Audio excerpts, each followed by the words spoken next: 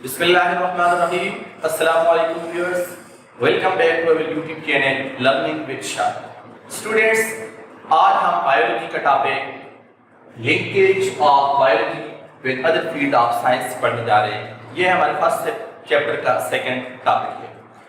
तो स्टूडेंट्स, आज हम ये पढ़ेंगे कि बायोलॉजी का दूसरी जो साइंस की ब्रांचेज हैं जैसे कि फिजिक्स, केमिस्ट्री, जियोग्राफिया, स्टेट्स, इसके साथ क्या ताल्लुक है।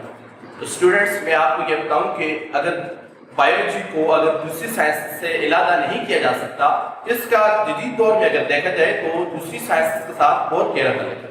अब सबसे पहले हम स्टार्ट करते हैं बायोफिजिक्स।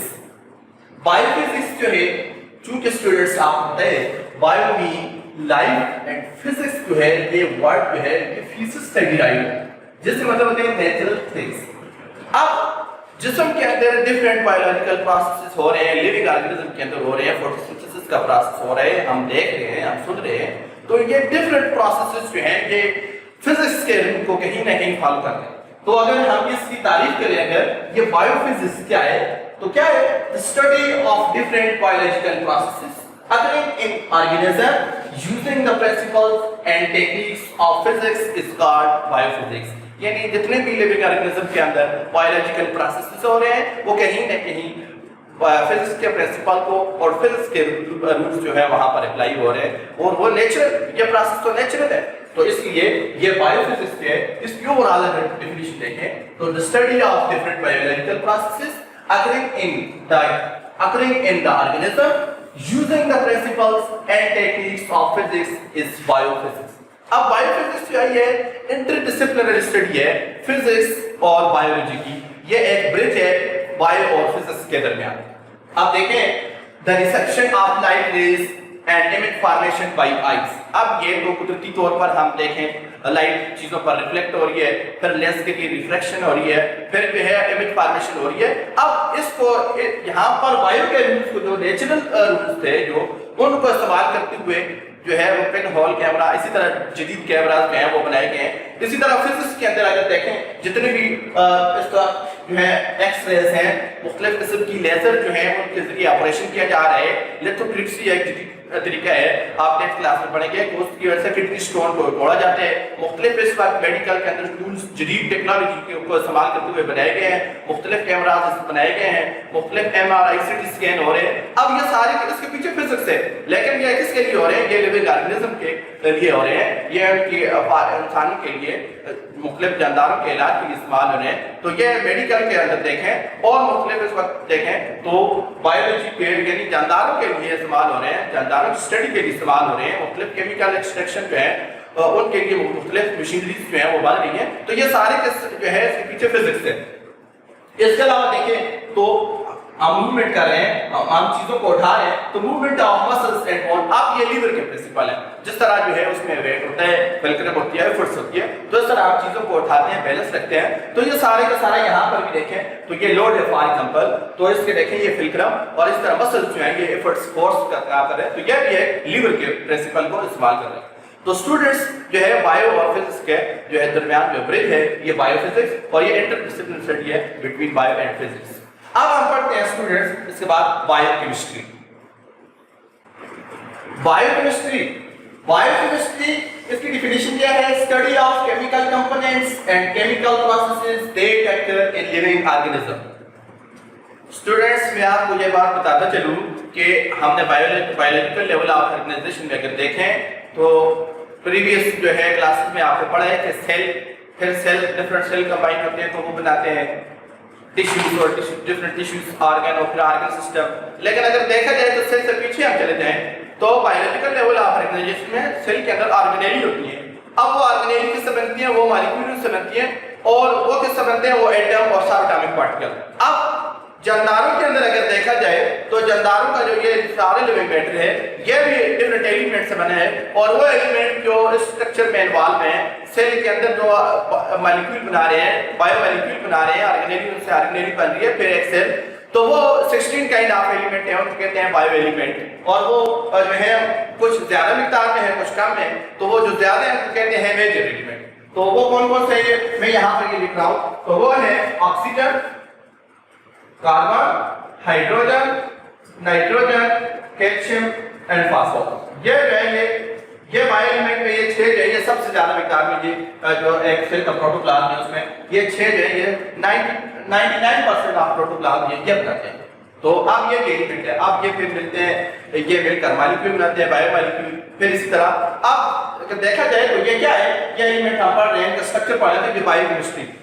अब ये है तो ये केमिस्ट्री के, लेकिन हम जानदारों के हवाले से इनकी स्टडी कर रहे हैं तो ये क्या है, बायोकेमिस्ट्री के आगे। तो यही है biochemistry, the study of chemical component and chemical processes that occur in living organism. इसके अलावा अगर देखें तो जानदारों के अंदर प्लांट्स जो है फोटोसिंथेसिस का प्रोसेस हो रहा है, केमिकल प्रोसेस है। लिविंग ऑर्गेनिज्म के अंदर देखें अगर रिस्पिरेशन का प्रोसेस है, केमिकल प्रोसेस है, क्या हो रहा है उसमें मुख्तलिफ कंपोनेंट इन्वॉल्व हैं। फॉर एग्जांपल ये ऑर्गेनिक कंपाउंड है, अब रिस्पिरेशन का प्रोसेस है, ऑक्सीजन की जरूरत है और ये कार्बन डाइऑक्साइड, वाटर और साथ में जो है एनर्जी जो है एटीपी की सूरत में जा रही है। अब इन केमिकल स्ट्रक्चर के बारे में केमिकल एनालिसिस हम कर रहे हैं। तो ये क्या है, it involve the structural analysis of organic compounds. कौन कौन से फॉर एग्जांपल कार्बोहाइड्रेट्स है, फैट्स है, प्रोटीन्स है, लिपिड्स है, they made of the cell के अंदर है ये सब। अब सेल के अंदर ये सारे कुछ मैंने पहले भी आपको बताया कि ये सब एटॉमिक पार्टिकल, फिर एटम, फिर इसी तरह बायोमॉलिक्यूल और बायोमॉलिक्यूल से ऑर्गेनेली और आरएनए मिलकर एक सेल बनाती हैं। तो ये अगर पहले का लेवल आप ऑर्गेनाइजेशन को देखें तो इस तरह आ रही है। तो हम इनको स्टडी कर रहे हैं, कार्बोहाइड्रेट्स देख रहे हैं, फैट्स को देख रहे हैं, इनमें कौन कौन से एलिमेंट और कितनी मिकदार मौजूद है। तो it involve the structural analysis of organic compounds जैसा कि carbohydrates, fats, protein, lipids, RNA, DNA that make up the cell and those compound which plays key role in chemical reaction। इसी तरह अगर देखा जाए फोटोसिंथेसिस का प्रोसेस हो रहा है तो उसमें कार्बन डाइऑक्साइड है एज रॉ मटेरियल, वाटर। अब ये केमिकल प्रोसेस है, सनलाइट की मौजूदगी में, क्लोरोफिल की मौजूदगी में हो रहा है, ऑर्गेनिक कंपाउंड बन रहा है, साथ में ऑक्सीजन। अब देखें तो ये केमिकल प्रोसेस है लिविंग ऑर्गेनिज्म के अंदर हो रहे हैं, हम सारा इनके एनालिसिस पढ़ रहे हैं, इनके स्ट्रक्चरल एनालिसिस पढ़ रहे हैं। तो जब हम इस हवाले से स्टडी कर रहे हैं मुख्तलिफ एलिमेंट की जानदारों के हवाले से और उनके अंदर जितने भी केमिकल रिएक्शन होते हैं उनकी स्टडी करेंगे तो ये आएगा बायोकेमिस्ट्री की ब्रांच में। इसके बाद हम स्टूडेंट्स पढ़ते हैं बायोमेट्री। बायोमेट्री और बायोस्टैटिस्टिक्स। अब बायोमेट्री और बायोस्टैटिस्टिक्स क्या है, application of mathematical and statistical formula in the study of biology is called biometry और बायोस्टैटिस्टिक्स। यानी जब हम मुख्तलिफ रिसर्च के अंदर ये मुख्तलिफ डेटा को हासिल करने के लिए, फाइनल रिजल्ट हासिल करने के लिए डेटा को इंटरप्रेट करते हैं, उसकी जांच पड़ताल करते हैं और उस पर मुख्तलिफ फार्मूले, कभी हम एवरेज के लगाते हैं, कभी हम परसेंटेज के फार्मूले लगाते हैं। तो ये मैथ और स्टैट्स के फार्मूले होते हैं। तो जब हम इनको अप्लाई करते हैं बायोलॉजी के अंदर तो इसको कहते हैं बायोमेट्री और बायोस्टैटिस्टिक्स। क्या है, application of mathematical and statistical formula in the study of biology is called biometry.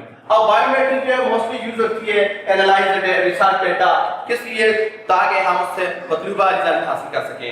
अब ये मुख्तलिफ फार्मूलाज होते हैं, मुख्तलिफ वक्त में मुख्तलिफ फार्मूलाज को डेटा को जो है उसकी जांच पड़ताल के लिए, उसकी डिजाइनिंग के लिए इस्तेमाल करते हैं ताकि हमें बिल्कुल जो है करेक्ट रिजल्ट हासिल हो। अब क्या है, it involves in the design, analysis and interpretation of research data. For example मैं एक मिसाल देता हूं, हमने एक न्यू वैरायटी की है टोमेटो की, उसको हमने लगाए, अब हम उसका रिजल्ट ले रहे तो हमें कितने जो है वो फी प्लांट के हैं वो कितने जो है वो एवरेज के हिसाब से देखा जाए तो हमें वो हासिल हो रहे हैं, कितने केजी आ रहे हैं एक साथ। फॉर एग्जांपल में अब इतनी बड़ी तादाद में तो नहीं काउंट कर सकता, सारे के सारे जितने भी हमने लगाए हुए हैं, तो मैं उनमें से 10 जो है प्लांट्स हैं वो उनको मैं लेता हूँ और उनका मैं डेटा लेता हूँ कि उनके साथ कितने टोमेटो हैं। फॉर एग्जांपल एक के साथ 1 केजी आए हैं, किसी के साथ 2, 3, फिर 3 किसी के साथ आए हैं, फिर इसी तरह किसी के साथ 1 केजी, फिर इसी के साथ 2, फिर इसी तरह 3, 1। अब ये मेरे पास जो है ये 10 प्लांट है।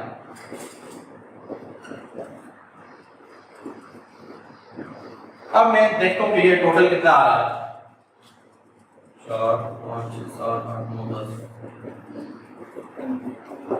ये 20 केजी ये आ रहे हैं, ये 10 प्लांट्स थे, उनके जो हमने देखे ओवरऑल हमारे पास 20 के। अब हम देखते हैं कि एवरेज अगर देखा जाए तो एवरेज एक पौधे के साथ कितने केजी लेते हैं। तो हम इस पर जो है वो मैथ के एक फार्मूले स्टेटमेंट भी होते हैं, तो उसका एवरेज का फार्मूला निकालते हैं। तो एवरेज का फार्मूला यानी टोटल हमारे पास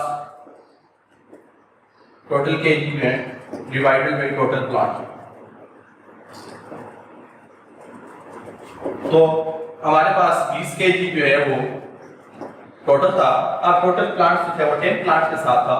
वो अगर देखा जाए तो फी जो है प्लांट के साथ 2 केजी जो है 2 केजी जो है वो एक पौधे के साथ जो है ये प्लांट लगते हैं। अब इसी तरह मुख्तलिफ जो है मेडिसिन के असर को देखने के लिए, उनके रिजल्ट्स को देखने के लिए और इस तरह एग्रीकल्चर पर्पस में जो है मुख्तलिफ जो है वो डेटा को हासिल करके उस पर जो है मुख्तलिफ इसी तरह स्टेट के और मैथ के फार्मूलाज को अप्लाई करके इस तरह रिजल्ट हासिल किए जाते हैं। नेक्स्ट स्टूडेंट्स जो हमारी ब्रांच है बायोजियोग्राफी। बायोजियोग्राफी जो है ये है, biogeography is the study of organism in space and time. इसका मतलब ये है biogeography is the study of life और लिविंग ऑर्गेनिज्म ऑन अर्थ, उनकी आस पास डिस्ट्रीब्यूशन लिविंग ऑर्गेनिज्म की। इसमें स्टूडेंट्स हम ये देखते हैं कि पोलर बियर जो है वो सिर्फ बर्फानी इलाकों में होते हैं और आर्कटिक जोन में होते हैं। इसी तरह अगर देखें तो ट्राउट फिश जो है स्टूडेंट्स सिर्फ ठंडे पानी में होती है और वो गर्म पानी में नहीं होती। इस तरह नारियल के दरख्त जो है वो सतह समुद्र के यानी आसपास और इस तरह साहिली इलाकों में होते हैं और वो पहाड़ी इलाकों में नहीं होते। तो ये सारी डिस्ट्रीब्यूशन जो है सर देखा जाए तो मुख्तलिफ जो प्लांट्स हैं उनको देखा जाए तो सिट्रस देवदारा और इसी तरह फर्स फ्रूट्स है और ये दरख्त जो है ये ठंडे इलाकों में होते हैं, ये मैदानी इलाकों में गर्म इलाकों में नहीं होते। तो ये सारी जब इस हवाले से हम मुख्तलिफ एनिमल्स जो हैं प्लांट्स जो हैं उनकी मुख्तलिफ एरिया वाइज जो है उनका देखेंगे, उनकी स्टडी करेंगे तो ये आएगा बायोजियोग्राफी में। इसी तरह माइग्रेशन जो है वो ये सीजनल माइग्रेशन वो है, कभी एक जगह पर हैं कुछ परिंदे होते हैं, इसी तरह फिशेस जो होते हैं तो माइग्रेशन की स्टडी करते हैं कि वो कभी एक जगह पर होती हैं फिर माइग्रेट होकर दूसरी जगह चली जाती हैं। इसी तरह बर्ड्स जो होते हैं वो माइग्रेट होते हैं एक इलाके से दूसरा, और इस तरह फिर स्पेसिफिक होते हैं कुछ प्लांट्स और एनिमल खास इलाके के लिए और वो दूसरे इलाकों में नहीं पाए जाते। तो ये सारा का सारा जब हम स्टडी करते हैं तो ये आते हैं बायोजियोग्राफी में। नेक्स्ट जो है हमारी बायो इकोनॉमिक्स। अब बायो इकोनॉमिक्स क्या है?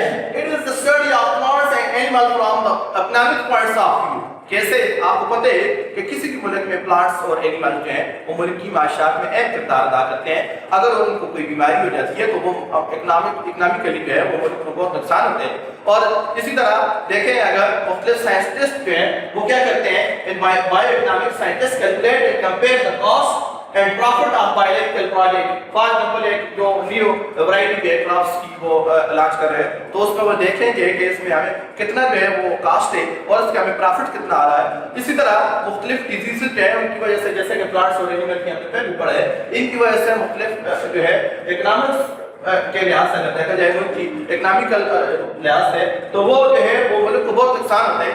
तो उसके लिए उन्होंने पेस्टिसाइड इंसेक्टिसाइड वैक्सीन जो एंटीबायोटिक्स नहीं है ताकि जो है ये नुकसान ना हो प्लांट्स और एनिमल के बीमारी की वजह से।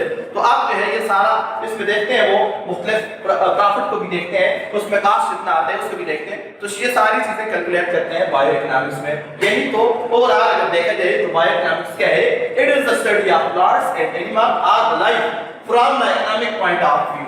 तो ये है बायो इकोनॉमिक्स।